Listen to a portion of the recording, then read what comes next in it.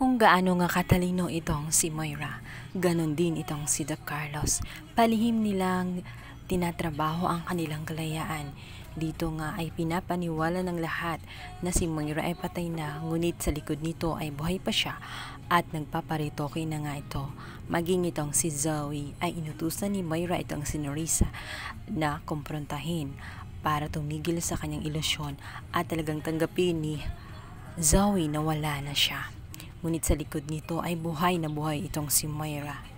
Naniwala naman itong si Zoe na talagang totoo ang sinabi ng kanyang tita ni Risa na wala na ang kanyang ina, kung kaya't pilit niya itong tatanggapin. Sa kabila noon, hindi mawawala sa kanyang isipan ang paghihiganti sa pamilya ng mga Tanyag. Sa kabilang banda, ito namang si Doc Carlos ay patuloy ang pagdadrama. Nais niya nakawaan siya ni Harry, maging etong si Lynette ay ginamit ang kanyang kahinaan. Alam niyang madaling mauto itong si Lynette at madaling maniwala at maawa sa kanya, kung kaya't nagpanggap siya na parang baliw.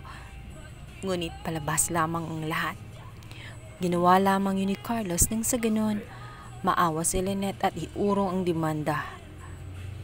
Dahil yun nga ang gagawin nitong si Harry dahil sa labis na awa sa kanyang ama.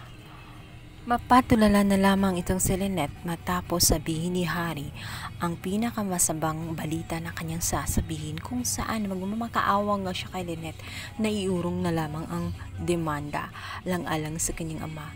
Hayaan na lang umano na gumaling muna ito saka ituloy ang demanda. Subalit nagulat itong si Chang Susan, sinabi nito na hindi siya makakapayag na pawalang bisa itong si Carlos at hindi magbabayad si Carlos, at hindi rin niya sigurado kung si Carlos ay nagpapanggap lang ba o talagang totoo ang nangyayari sa kanya. Alam naman natin kung gaano siya kamanipulative na gawa niyang lukuhin itong si Lynette sa mahabang panahon, kaya hindi katakatakang magagawa niyang muli alang-alang sa kanyang kalayaan. Sa kabilang banda, dito ngayon maisipan ni Annalyn na dalawin itong si Doc Carlos at magugulat siya sa kanyang masaksihan. Dahil sa kabilang linya ay may kausap itong si Doc Carlos at hindi naman halata na baliw itong si Doc Carlos, matinong nakikipag-usap sa kabilang linya at ang kanyang kausap ay walang iba kundi itong si Moira.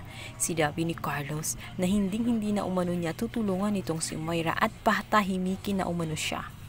Ang sinabi ni Carlos ay kanya-kanyang diskarte na lang sila paano makamit ang kanilang kalayaan at makapamuhay ng normal, kagaya ng kanilang inaasam-asam.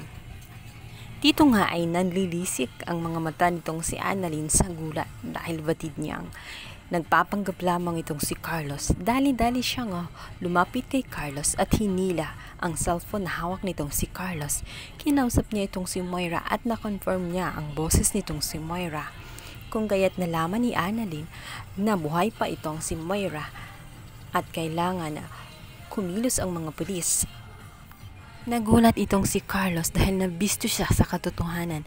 Agad na nagmamadali itong si Carlos upang makaalis sa loob ng Apex dahil bistado na nga siya ng ating bidang si Annalyn.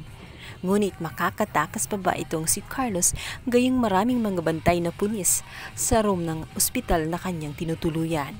Naiyak na lamang si Annalyn dahil hanggang ngayon, binibiktima pa rin ni Carlos ang kanyang inang si Lynette. Abangan natin ang mga next episode.